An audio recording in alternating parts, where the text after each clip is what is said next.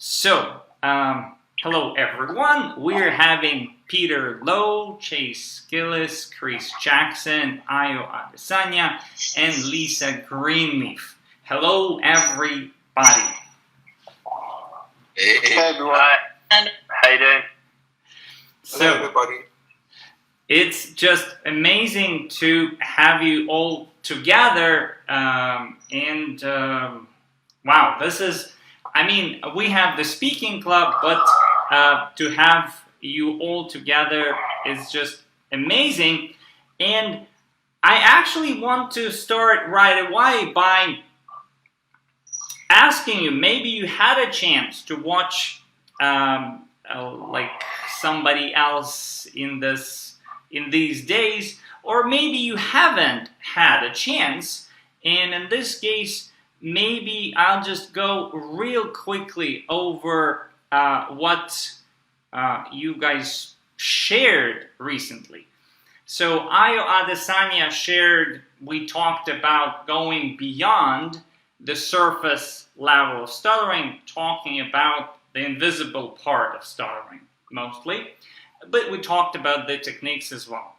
With Lisa Greenleaf, we talked about conquering the fear. And it also, to me, sounds like mostly the invisible part of stuttering. With Peter, we talked about not holding back,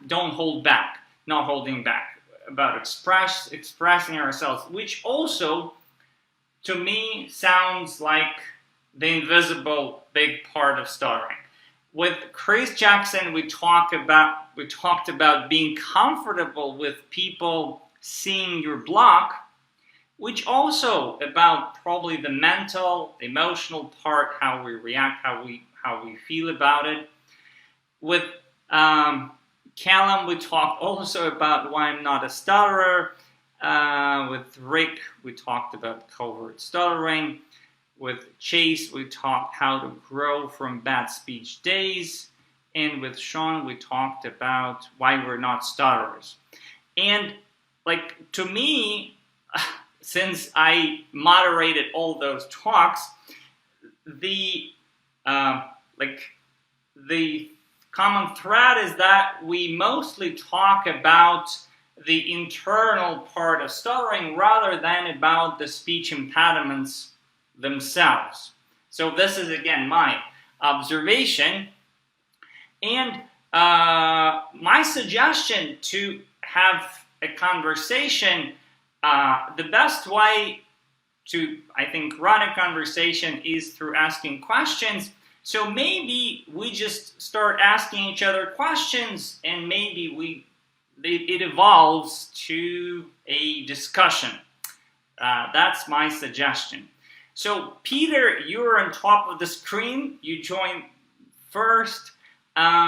Maybe can I ask you to ask anybody in our group today about anything, actually. Maybe something was new for you, or maybe something you don't quite agree with anybody, or maybe you agree with something and you want to share that. Yeah, thank you, Andre. My impression is that from the many Facebook conversations that we've all been having, I get the impression that we are quite on the same page in many ways, and I really find that's wonderful, because it so I'm not expecting any major differences during tonight's conversation.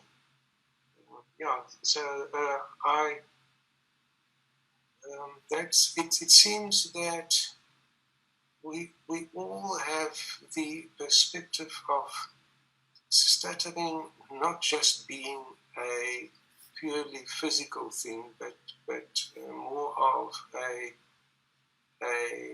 mixture of physicality and psychology. I may be wrong in this, but that was my impression. Maybe we can take that further. Is there anybody who feels that stuttering is a purely speech disorder? Not really. I think, yeah, that's not probably the case. But yeah, yeah, that's the consensus, I think. Well, I think that's a very big point of agreement here. Maybe we could ask, maybe I can ask, does anybody feel that the physical part of stuttering is a locking of the vocal cords? Because, as you know, the vocal cords are situated in the throat. And I've been much helped by this actual physical realization that from a purely physical point, there is this locking of the vocal cords. Now, as you probably all know, the vocal cords are situated here in the airway, and they kind of go very fast. They go up, they close and go open again, and this happens extremely fast.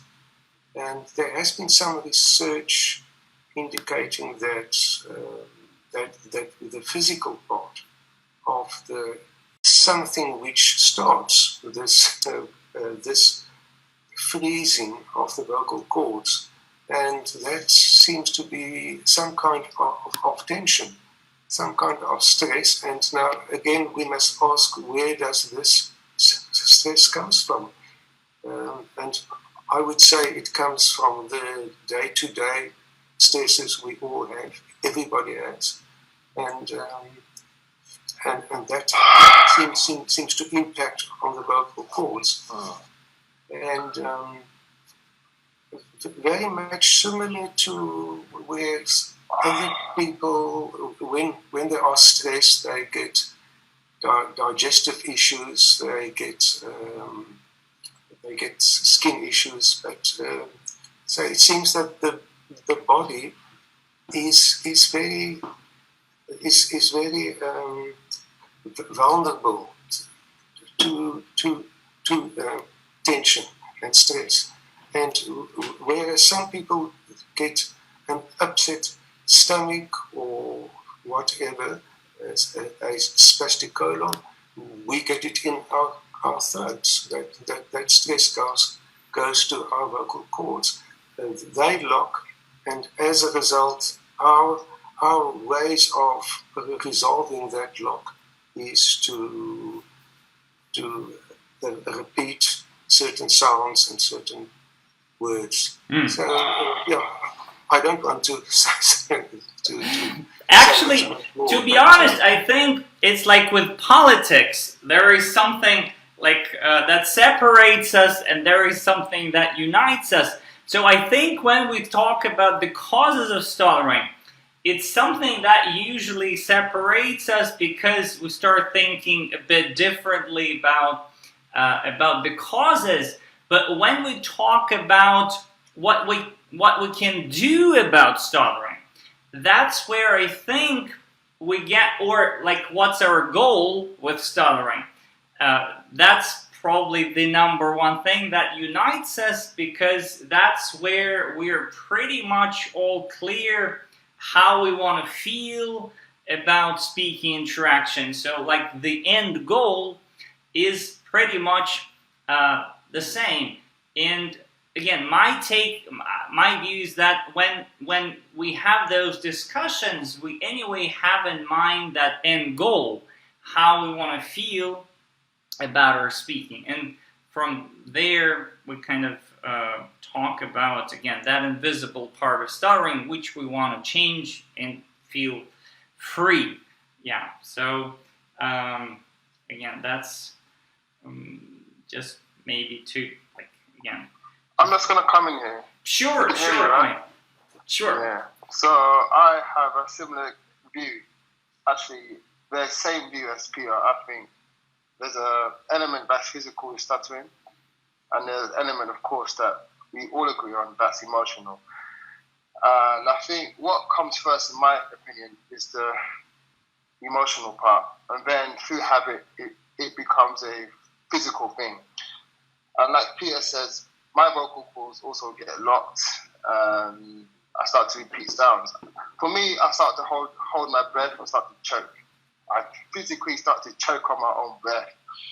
And then I have to get conscious again and use all these techniques to release that. But I do think that's come from, first and foremost, from having some type of emotional trauma, or my nervous system being programmed to respond to stress through stuttering, through stuttering basically. Whereas, like you mentioned, Andre, some people get skin issues. Some people lose their hair a lot quicker. For me, I just tend to have this repeat enough sounds. So yeah, I agree with you, Peter.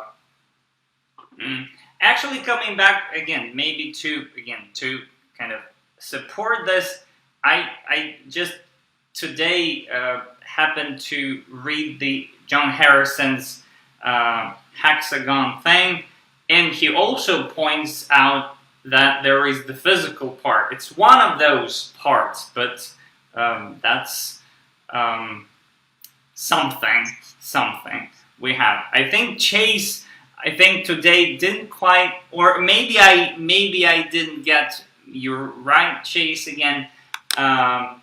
Like, maybe we didn't touch that. What's your view on that physical element? Like, you said that it's, I think, lack of our, like, still being present, being really open, when we're kind of 100% open and present, like there is no stuttering. That's what you say, I think. Yeah. So my viewpoint is, like, if you can talk fluently, or like 99% fluently when you're by yourself or you're talking to your dog, but as soon as you add a stranger, as soon as you add someone else, another human being that can judge you, that's when you start to stutter. I do not view the problem is in the way you talk. I don't believe that is the problem. I believe what separates a dog from a human being, that judgment that you can get, if we can start to unravel that amount of value we give their judgment, and we start to self-develop ourselves, and we fill ourselves up with love through self-love, and we are completely full from the inside. There is no reason to reach out for any type of external validation, any type of acceptance, and we are 100% filled inside. Then I believe we are able to talk to strangers and able to talk to other just people the same way as if we're talking by ourselves, because we don't need anything from this conversation. We don't need any type of validation, any type of acceptance. And when we're in that state of mind, we are fully present in the situation.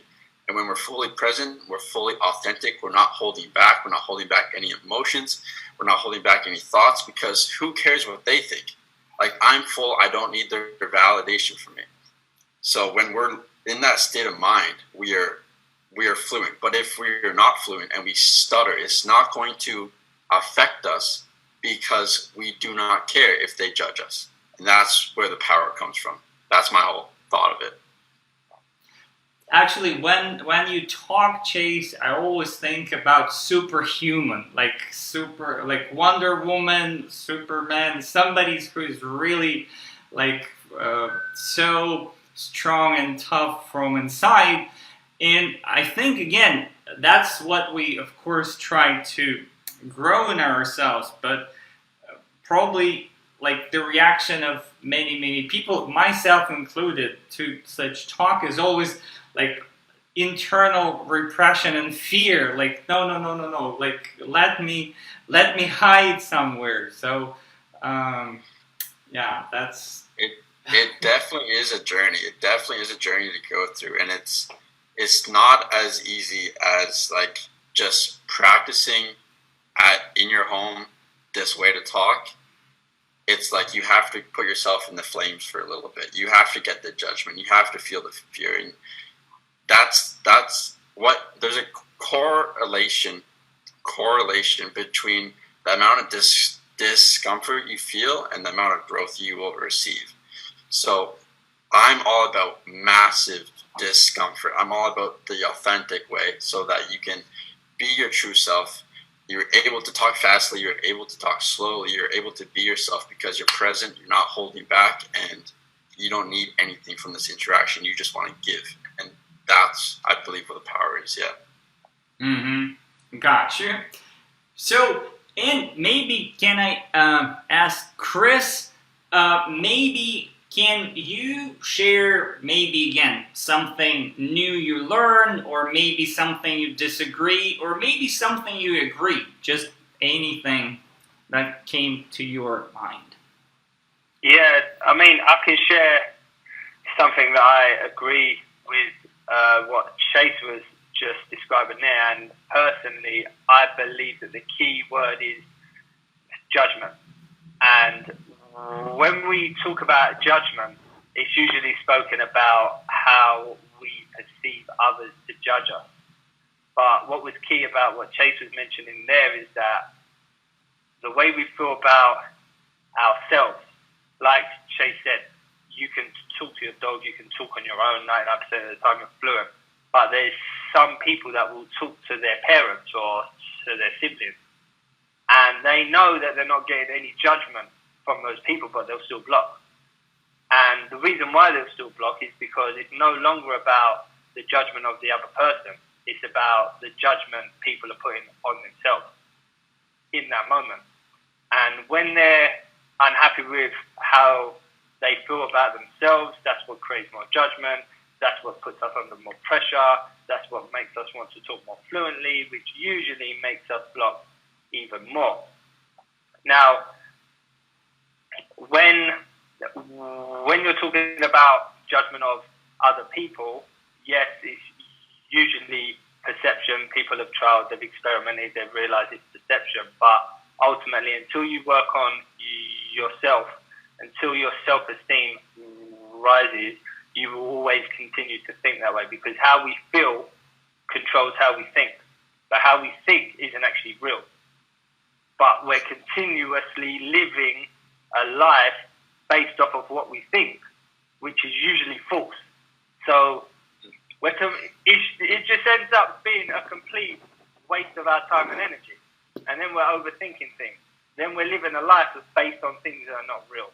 And until we actually challenge this, until we actually attack it head on and work on ourselves, work on our speech in whichever way you want, as long as you're trying to do something to improve yourself and you're taking yourself out of your comfort zone and you're doing things that you wish you could do to prove to yourself and change your belief system, your self-esteem will never increase, which means ultimately you're going to continue to think the same way and the whole cycle is just going to repeat itself.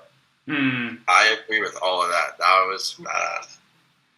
And actually, it gives just, again, maybe, I love when we agree, but maybe it's a bit of a flame of disagreement, or maybe just a little bit different thing, because what I heard from Chase was that, again, both concepts are great. Like, the mindset is, like, we often say that the mindset, like it's so important, because once we have the right mindset, we start taking right actions. But what Chase said, which I really love, because he says that the action, when we take action, again, Chase, please correct me, but he kind of puts the action first, as how I understood it. So when you take action,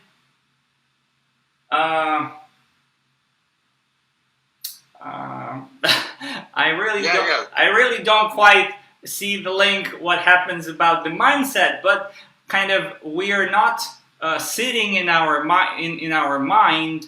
We're taking action, and with the action, something happens. Right. So what I was saying during our talk is when we start to develop ourselves and start to, what people say, work on my speech, which I just find like is working on yourself, personal development, is you're not going to be in the right mindset. You're not going to have the right thoughts. You're not going to be thinking the right thoughts. And what the mainstream narrative of self-development is mindset comes first. Is to meditate your way into a great mindset so you can take action first, but that is not realistic, and that will serve as the best way to procrastinate and for the best excuse not to take the right actions. All we have to do in order to think the right thoughts is to take the right actions, because as Chris said, which is facts, our thoughts follow our emotions. How we feel determines our quality of thoughts. If we feel bad, we're going to have bad thoughts. If we feel great, we're going to have great thoughts. And a lot of people try to wrestle with the thoughts in order to feel good, and that's completely backwards, and it'll take you 99 years to fail at that. Take the right actions, and then through taking the right actions, you will learn things which you would have never learned through wrestling with thoughts that will put you in the right state, which will cause the right thoughts to come and change that mindset switch through taking action. That's what I was saying. Yeah. And again, why I'm saying is because, like, what I heard from Peter is, like, a lot of the kind of, and maybe there is no contradiction, but there is a lot of subconscious repression and subconscious thing that we have, which supports or maybe creates stuttering, and there is a lot of what sounds to me like a mindset work when we do the journaling, when we like explore and try to like understand ourselves better. Yet, when it comes to expression, to me it sounds like pure action.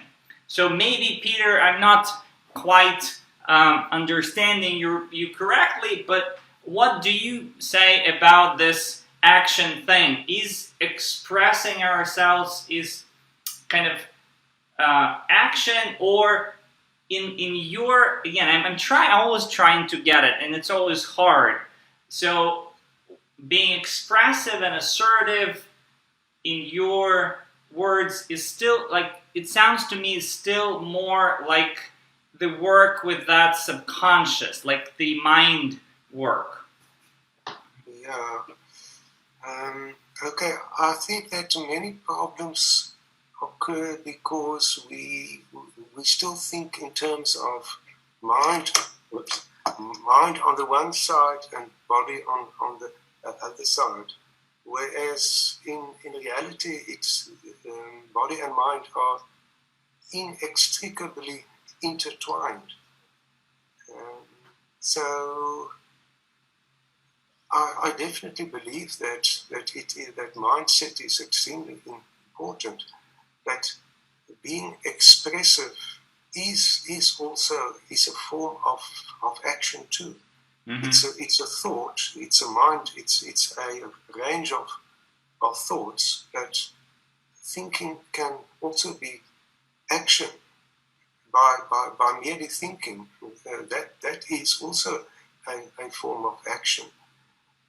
That's how I see it. So I'm very careful about that. We should avoid thinking in terms of either mind or body, because these are totally intermixed. Mm-hmm. Mm-hmm. You know. Can I come in here? Sure. Yeah. So I understand exactly what Chase is saying, and I also understand what you're saying, Peter. I believe too the mind and body are connected. The mind is the body, the mind is the body. You cannot separate the two. And I believe that thinking and taking action are just as important as each other. They both influence each other. So you can't really separate the two. And I also believe that we need to try and find the right environments, the right people, the right support, try and find good thoughts to help us actually be in the now, in real time, and actually use those thoughts to take all the actions we need to produce more good thoughts, more good actions. So I do think taking action and thinking in the right way can happen at the exact same time and need to happen at the exact same time to get the best results. Because I've spoken to people who just do, but because these people don't have the tools or the right support behind them or have the right people around them to give them some guidance, they end up doing and end up getting into a worse situation with their speech because they don't know how to manage the stress, how to manage all the feedback they get, which is not often good if they're doing it alone, just trying to take action and not really think about it. If they're getting really bad responses from people, they could end up in a worse position. So I think you need to have like a mentor or a coach or someone behind you. If you're just on this action thing, you need to have a plan. You're going to go to war. You need to have a plan, or else you will be slaughtered on the battlefield. So we need to have a plan, and 100% we need to take action. We cannot think our way out of stuttering. We can't think ourselves out of stuttering. We have to actually do. But thinking will allow us to do it. It's the thinking that allows us to move our bodies to you know what I mean? To move, to take action, to do the things we need to do. So I think thinking and doing are as important as each other. Yeah. Yeah. Absolutely. Yeah. That's. I think. I agree. Can I just add? Sure. Apologies to cut you off. Can I just add that I agree with everything that has been said, everything that's been discussed. But in terms of, for me personally, action creates more motivation. The more action you take, the more motivation it creates. And for me, when you're working on your speech, and when I say speech, I'm not just talking about your level of fluency. That's not what I'm referring to here. I'm talking about everything that comes with it, your emotion, psychological part. Mm-hmm. When you're working on that, you have to take action because you're trying to replace negative experiences that you've had in the past with positive experiences now. There's no way to retrain the subconscious mind without positive experiences. But those positive experiences need to happen all the time. You need to have loads of them. I reckon you probably need 100 positive to 1 negative for it to outweigh. That's why action creates motivation, and you've got to be consistent with it. So if you're taking action constantly, you're doing something like there's sayings like you should do one thing that scares you every day. These small little things that you're doing, this action that you're taking, create motivation. So when you're getting these small wins, you now believe that you're going to be able to say that word in that situation because you've said it before. So even though you might have the mental strength, there's still going to be something in you that will tell you, well, I haven't actually said this before. I haven't actually been in this situation before. I haven't taken action like this before.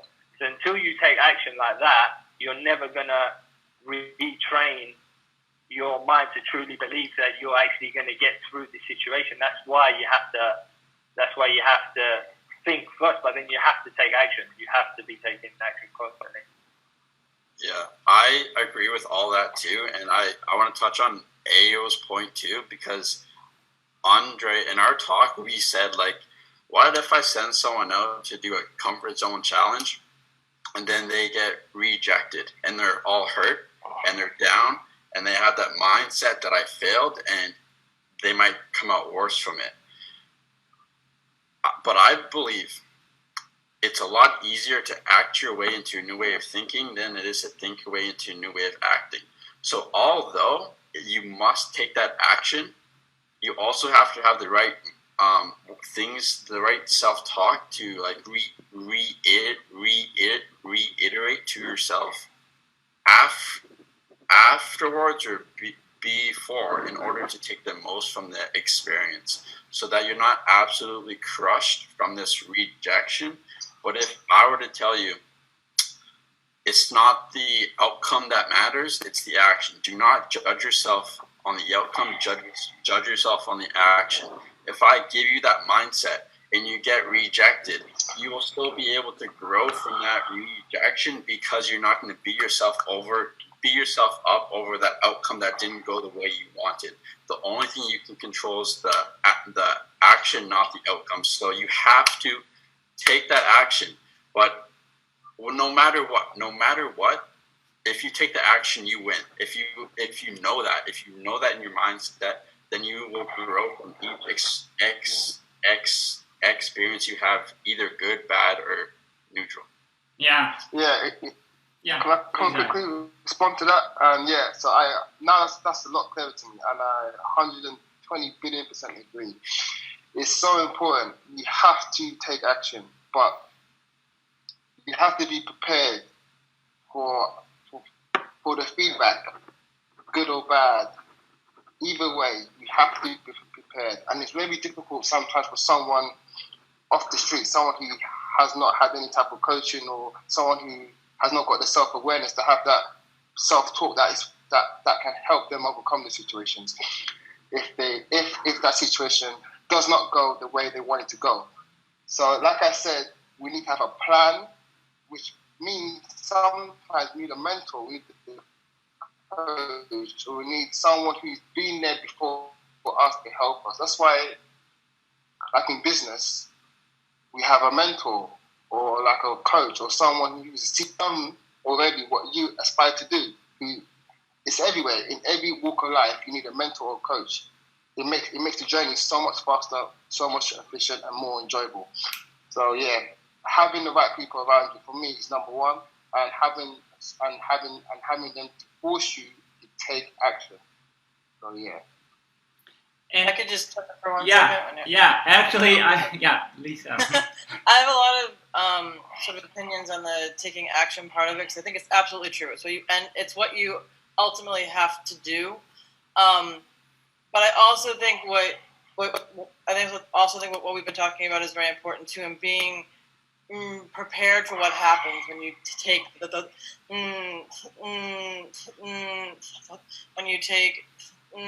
those actions.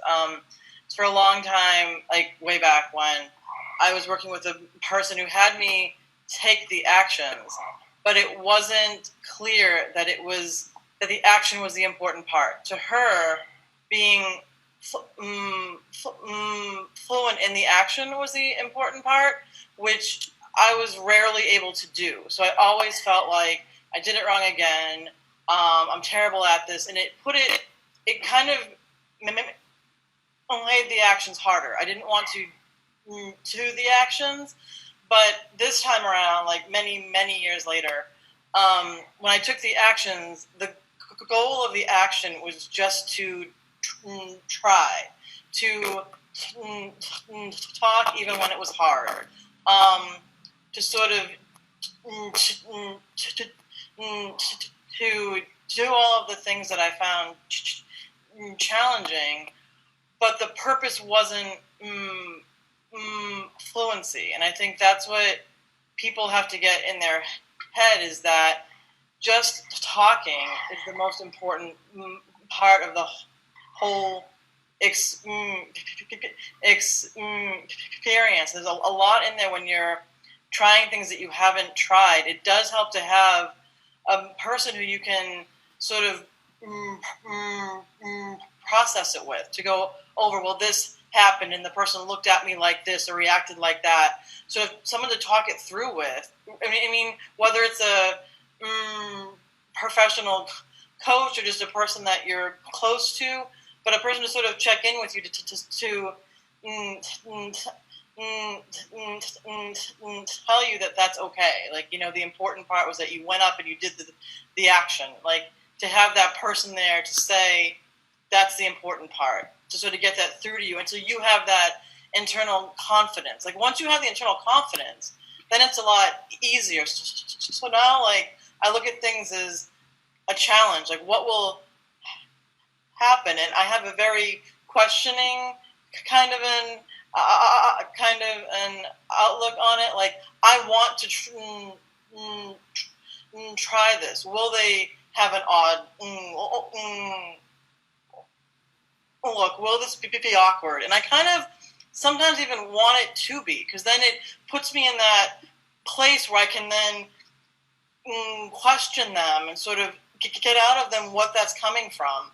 And honestly, it doesn't happen a lot, because the more confident I am, people don't react. So I don't have that same weird I don't have that same weird interaction now. So even if I have a problem with every word, they don't even look at all weird. So I'm like, I can't really interact with them on that, because they're looking at me like they're very patient, they're paying attention. All the stuff I had in my head previously wasn't true. So I think learning that was critical. But the path to get where I am, I couldn't have gone on all on my own. I really had to have, you know, people there helping along that to get here. Yeah. And actually, Chris mentioned this term positive experience, and we talk about this, and that's a big question, really. What is a positive experience? Because again, oftentimes people think it's fluency, but it's, I think we all would agree that it's how we truly feel. Like, do we like really, and again, that's also a big question. Sometimes, like Chase would say, sometimes our feelings and emotions are so amplified, and maybe the negative ones, like Chase said, I think before. But that's a question. What is a positive experience? That's a big question. I think part of that is how you choose the goal. Before, the goal of the interaction was to get through it fluently, so that didn't happen often. So then I felt like I didn't achieve my goal. But when I changed that to, you know, my goal is to call whoever, whenever, then whether when I called them I was fluent or not, I still achieved my end goal. So I felt more positive, because my end goal, I think, like Chase had pointed out, the only thing I have control over is the only thing I have control over is the action. I don't have control over the outcome. So, but I wasn't aware of that. Like, being aware of that and changing my end goal made it so that all of my attempts were positives. So I was looking at it as, wow, I did that. That was great. I did this. That was great. Rather than how I looked at it previously was, I called that person, but I didn't have perfectly fluent speech, so it was horrible. So, like, how you look at it in your head depends on what the end goal of the interaction is. Yeah, I just want to say I agree with that all. When Andre, you posed the question, what does a good result look like? Yeah, a positive experience, because I remember you talked about amplified emotions, even the negative ones, and like it's like so it's always we're coming back to what is a positive experience, because from there we either go and hide or we go and do it. So next time. So I would say a positive experience is just 100% how you frame it. You're in full control of our perceptions of things. So we're in full control of how we see what just happened.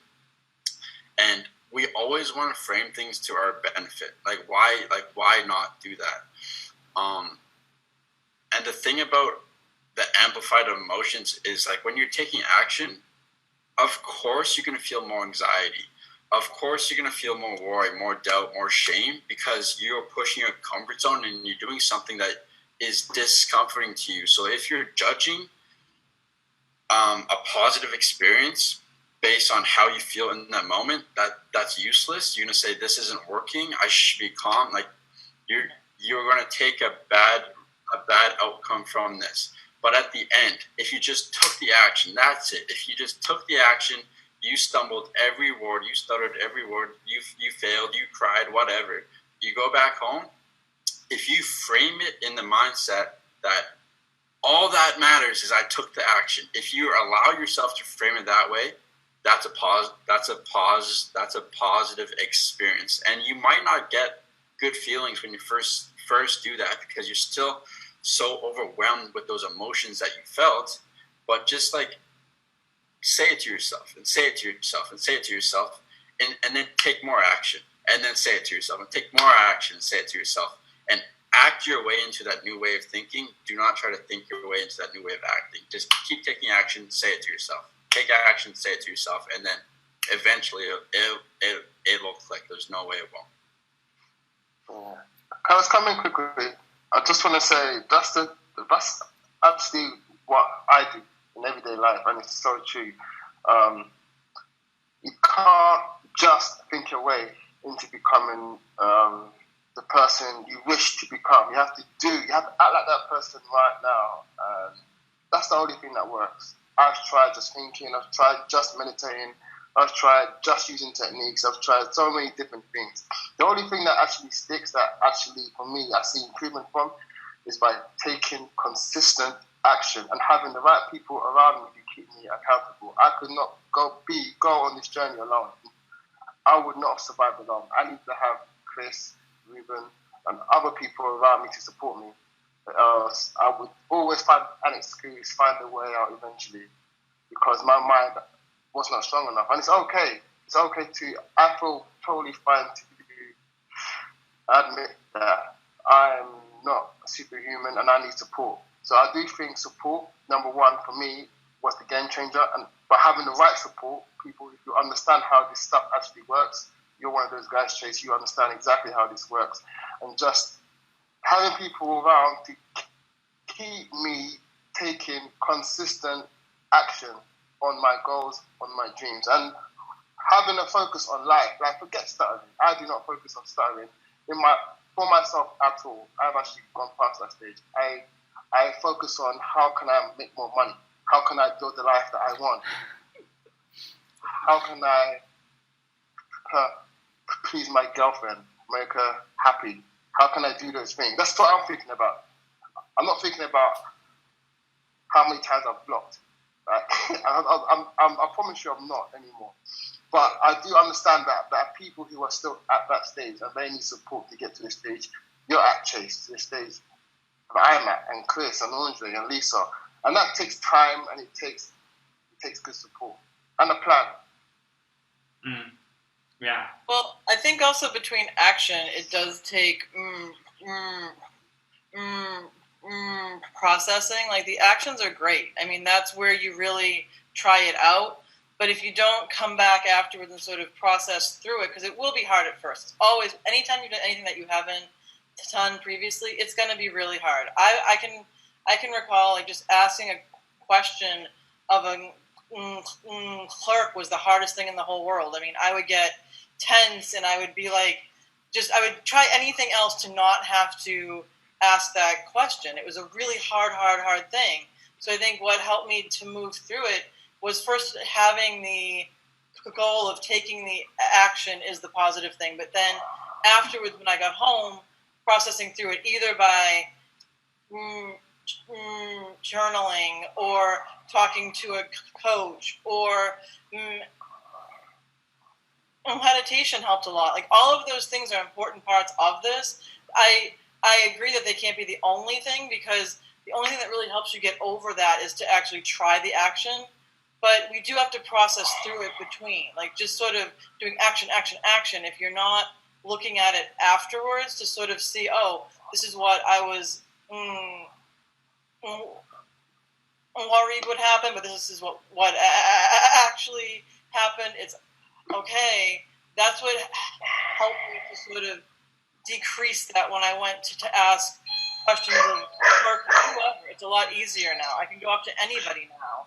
But I had to process through that. Like, so if I got a weird look, I would say, oh, I got a weird look here, but I wasn't acting confidently. So when I go about this again, I'm going to go and I'm going to act confidently next time. You know, so sort of processing through, I think, is also a critical part of it. Yeah. And I think the hashtag of this call would be action. So coming back to Peter, what maybe do you think, because again, how do you view, like, again, this action thing? Because, again, how does that relate with that subconscious thing with repression? How do you connect maybe these things that we say? Look, that's a difficult one, but what I think we all have our phases, our stages, you know, depending on our age. I mean, for the first 30 years of my life, I focused on just trying to survive with my bad speech. And I was just complaining, and after that, I went through a phase of working with fluency techniques, and I really learned about what is stuttering and how it can maybe be managed. So, and then now which is probably the last stage of my life. Maybe not the last. I'm sure not the last. Everything is ahead. Everything is ahead. Well, okay, but even so, I am now 70. So you know, I am getting on in years, and when as to it's, you know, I think at my stage, I'm more into changing my mind actually. I don't have a personal need much more to do much action, because I don't talk to so many people anymore. I mainly talk to my family and a few service providers. But like I said, I think action is a broad word. It can mean many things. I think that's the one point. And I also think that fluency techniques are also a form of action, and applying them in real life, which many people find very difficult, but really applying fluency technique in your daily conversation, that helps me. And while I was listening to our conversation right now, I found that there wasn't much talk about fluency techniques, but I think they are also important, because this is a mind-body thing. It's a mind thing, okay? So you have to think that you have to act. You have to also work on your techniques. And I certainly also work on my techniques, and that's also action, because the mind and the body are so closely interconnected that you can't do the one without the other. You have to think, but certainly you have to act. And act also means using a fluency technique which makes sense to you. Yeah. When it comes to techniques, I think maybe we'll need one more hour to talk or maybe argue, because that's a big topic. But I really don't want to take much of your time. I think what really but yeah, maybe. I think we have a camp of people who like either like use the techniques, and Ayo, Chris, and I belong probably to that camp, and Chase is probably the only one who, and Lisa also maybe close to like maybe. I think, Lisa, you're not against exploring techniques in principle, right? You're saying that that's not the focus of, like, the fluency is not the focus. I think my problem was that as a kid they were kind of pressed on me as the only thing, so I kind of turned against them because of that, and so they are a little triggering now when like certain ones are, because I don't think it's anybody's right to tell me how to talk. If I get caught up on every word, and you're going to have to either hear that or not. You don't have to listen. That's the way that I'm looking at it. Is the person listening has a choice. They don't have to listen. They can go away. They can walk away. They can not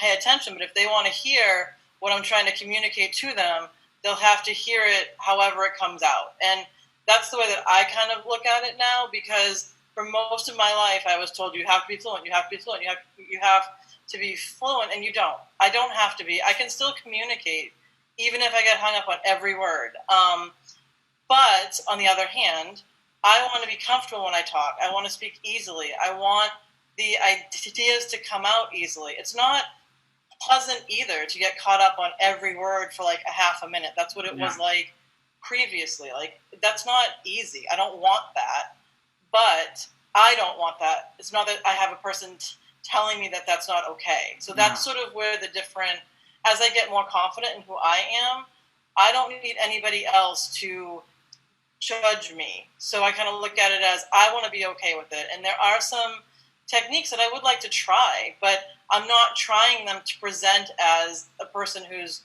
fluent. I'm trying them to make talking easier. So I guess that's a different outlook on it that I didn't have previously. So I'm coming around to that. But I also do feel like the more comfortable, like I know how to talk. I mean, when I'm alone, I can speak perfectly. So there's a part of me that's looking at what changes when I'm alone and when there's a person there. Like, what's that change? And sort of my technique is to work on being as comfortable in front of everybody as I am when I'm all alone, so that the words come out as easily when I've got people around as they come out when I'm on my own. So, but I do find that if I, inhale and exhale more equally and kind of concentrate on being more calm and being present and all of those things do help, but I'm not going to employ any technique for anybody else. It's only to help me be confident, comfortable, and make communicating easier.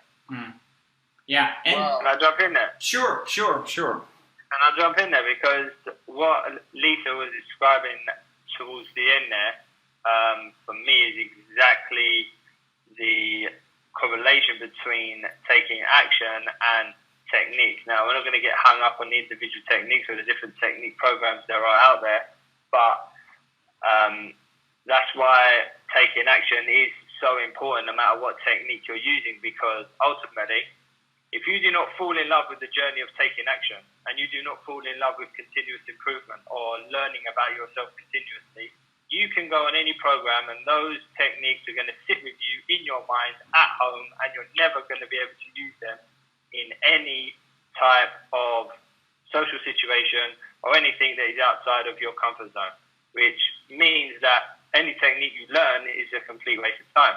And that's why getting to grips with taking action. Now, I'm not saying that you should do things crazy. I'm just saying getting to grips with having that mentality that I'm taking action allows you to give yourself the permission to use techniques in situations that are tough for you, because you're not concerned about the outcome. You're implementing what you think you should be implementing and what you've learned. And until you do that, you're never going to learn how they work or where you need to improve or what situations are harder for you than others or where your emotions and tensions were running wild with you that you couldn't implement technique. And that's why taking action with technique is so important. There's no point having technique without having a mentality of continuous improvement and having that student mentality to the point that you just fall in love with the process. If you don't fall in love with the process, you will give up and you will stop using the technique. That's just my take on it. Yeah. Could I quickly say my take on it too? Sure. All right. Dope. So I believe that if you're happy, you won. So if you're happy using a technique, you won. In my experience, a lot of people start to use, like, I'm sure we all agree with this, we use tech, like when we're in the darkness of stuttering, and we're reaching out for some type of help, and we pull down a technique, and all we do is use this technique. We are covering up your stutter, and we are not ever going to address the root problem of your stutter. Yeah. Like we all said, we have to take action. But I believe that whenever I am conscious of my airflow, if I'm conscious of how I'm going to say words, it puts me in my head. And I know whenever I'm in my head, I stutter so much more. When I'm in my head, I'm not being authentic. When I'm in my head, I'm holding back. So for me, I believe technique and teaching people the technique. My technique is to put yourself in your body. Is technique of emotional wise, of bioenergetics, to release that repressed emotion within you so that you're in your body. And if you do stutter, when you're in that situation, there's no better way, instead of to use a technique, there's no better way to understand exactly why you're stuttering than to experience this stutter. Because you're just like in our talk, our stutter is just an indicator. It's an indicator of how we feel about ourselves. It's an indicator of how we feel about this environment we're in. It's an indicator of how we feel about the other person. And if we are stuttering a lot and we consciously use a technique, I believe that can block out so much learning we can do. But if we are stuttering and we accept this stutter as it is, and we look around and we see why exactly we are stuttering. Are we reaching for validation? Are we trying to get acceptance? Are we trying to be cool? Do we have our front on? And we learn from that. And as Lisa said, you journal. I love journaling every single night. And you self-develop in that way. And then the next day you put yourself in your body and you go back out again. And maybe you reach for validation again. Maybe you try to get acceptance and you stutter a lot. Be in that moment and learn from it. And the next day self-develop. And yeah, that's my view on technique. Yeah. Let's come in there. Sure. Yeah, you know, the truth is, I agree with Chase completely. I do agree with him completely. But the sad thing is that a lot of people do not have the mentality to go through the process of doing that. Just being That's why they need a coach. That's why they need a coach. That's why they need a coach. But even then, you have to be very, very skilled in that approach. Because that, for me, is the truth. But that is like very direct. For me, the technique is like a bridge. It serves as a bridge. That's how I used it. So now I'm using less and less technique. And I'm allowing myself to stutter more and more. So I'm feeling those emotions. And I'm actually dealing with the root issue, like Chase said. The more we stutter with not just stuttering and just stuttering. I mean, if we stutter, but we know we are allowing ourselves to stutter and we are learning from that moment, that situation, that will help us and that will actually dissolve the stuttering over time. But a lot of people just stutter in situations and don't have the awareness to understand what's actually going on, and then they beat themselves up.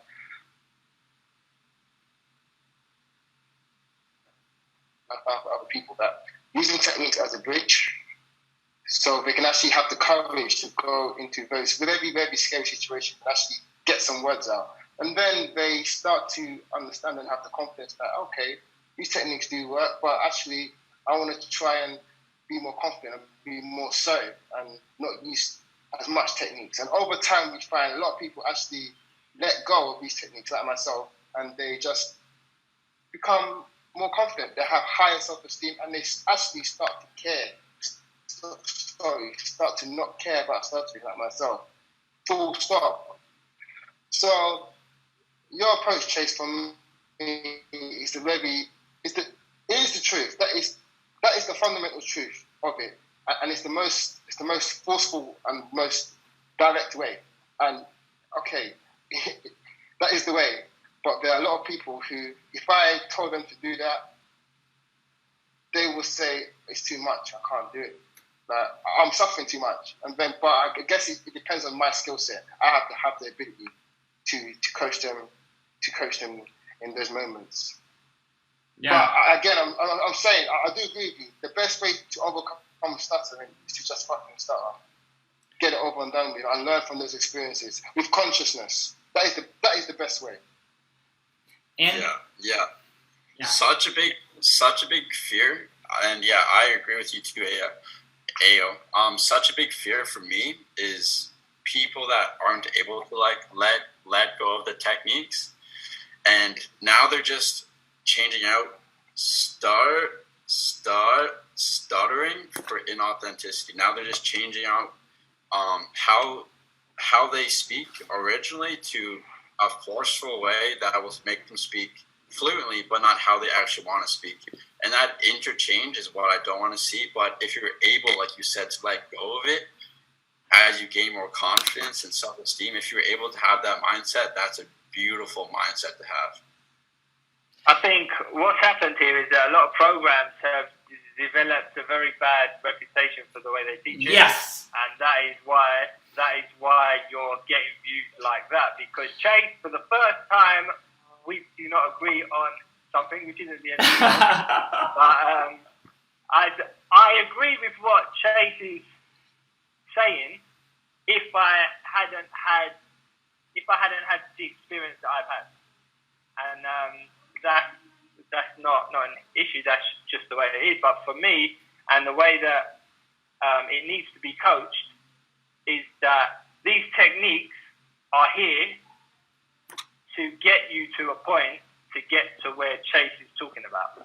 Yeah. That's just because there's people that simply, like Ayo was saying, there's people that it's too much. Like there's people that may not even enroll on something like that or take it upon themselves to do that, and it's simply because they do not have the belief that they can get a word out.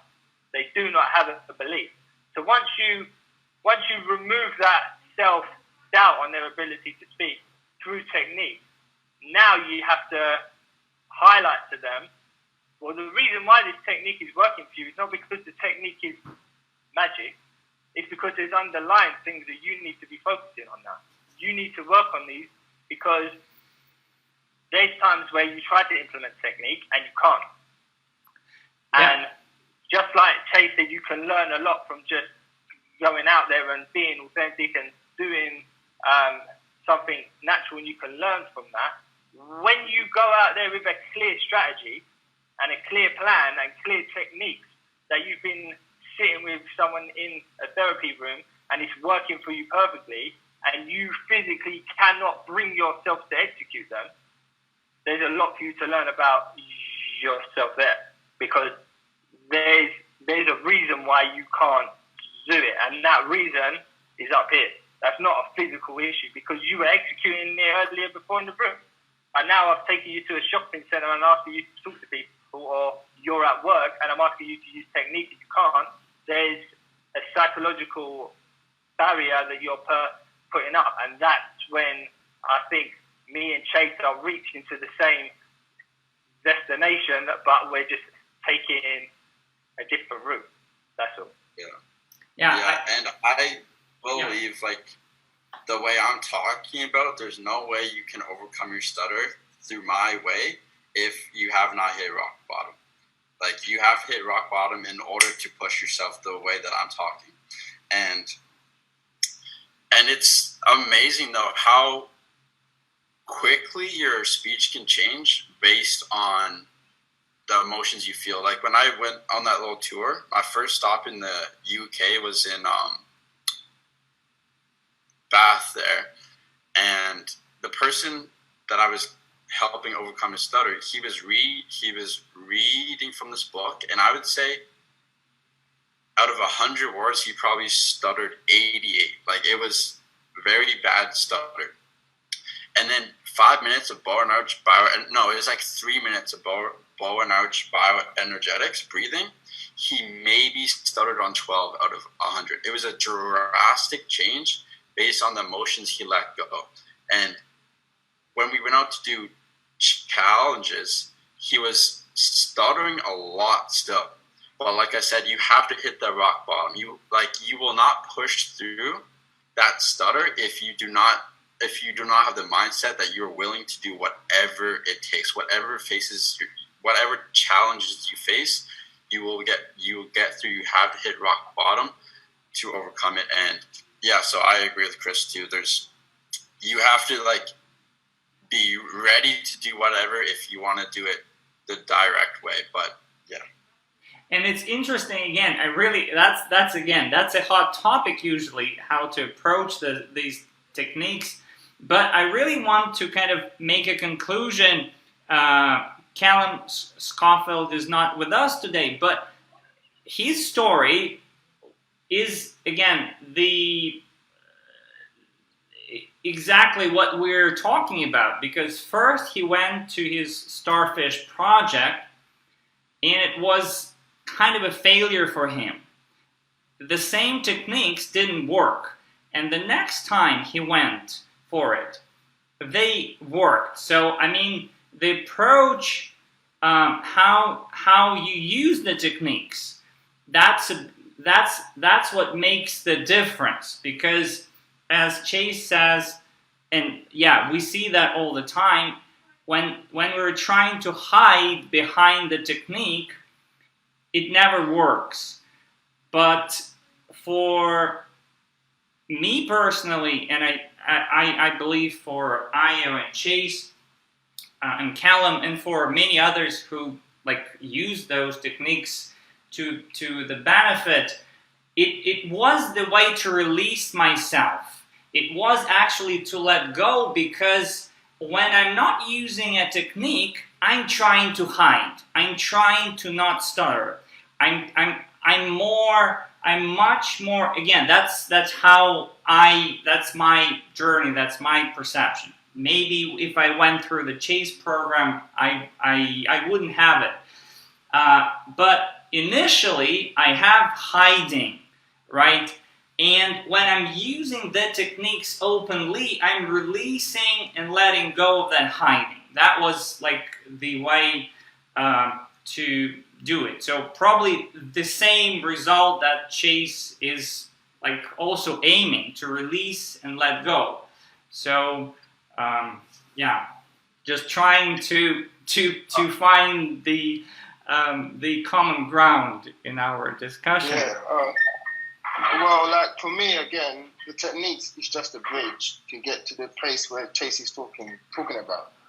That's, for me, it just allows me to have an easier time speaking. I always say this when people ask me about why I use techniques. I only use it to allow me to have an easier time speaking. That's it. I don't use it to hide my stuttering, because if I do, it's gonna stop working. It will straight away stop working if I use it to hide myself in the truth.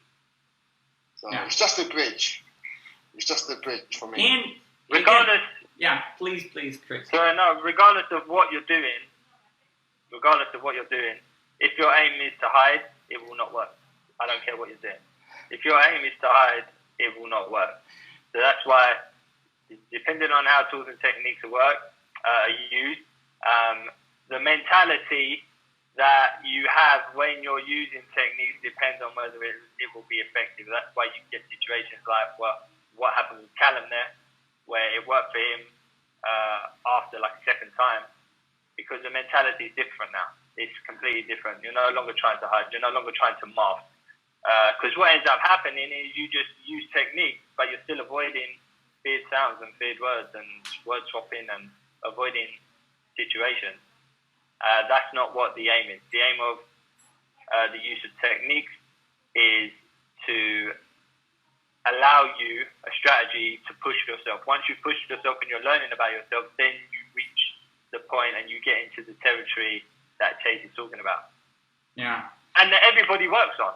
I mean, everybody works on that. It's just what level you're at and how much you can let go and what you still need to do to reach that point.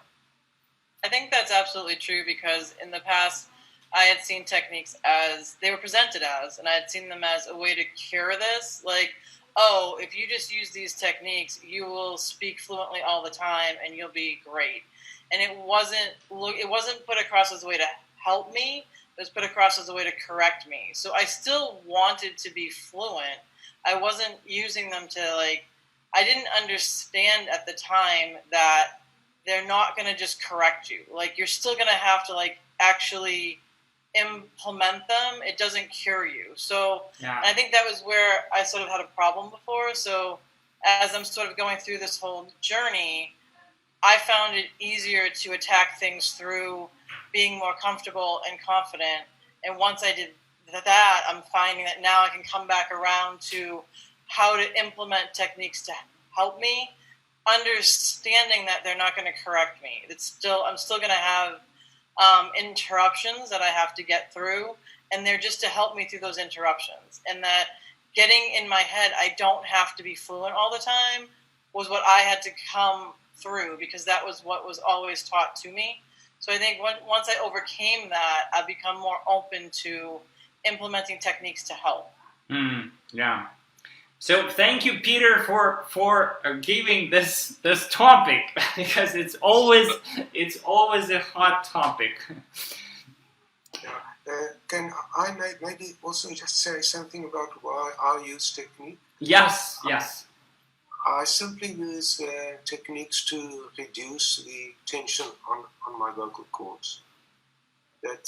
So it's from a purely physiological and stress point of view.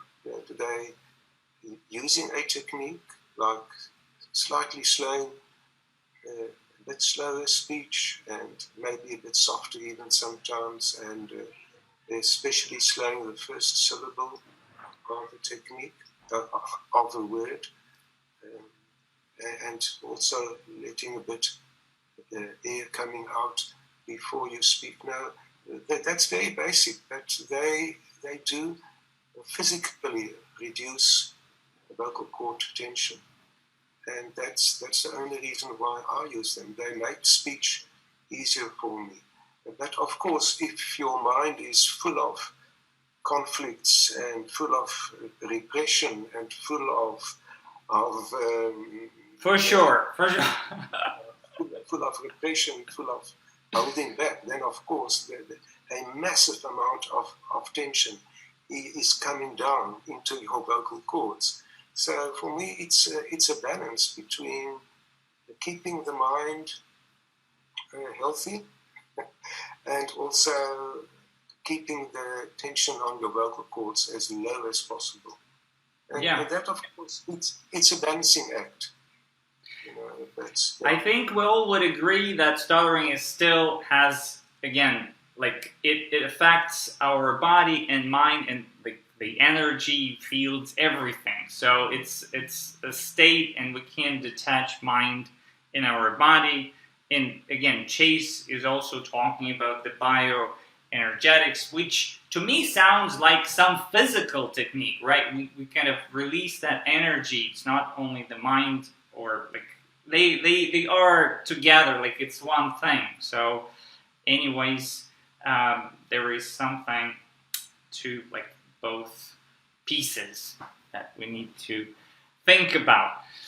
So I really don't want to take much of your time. I think that was a beautiful discussion, even a bit, like I would say, hot discussion to some point, but very useful and beneficial and thought-provoking, I hope, for all of us, so that we have more perspective. And for all who's been watching or will watch, I hope that it might be very useful to bring that new perspective. So thank you so much for coming, for joining.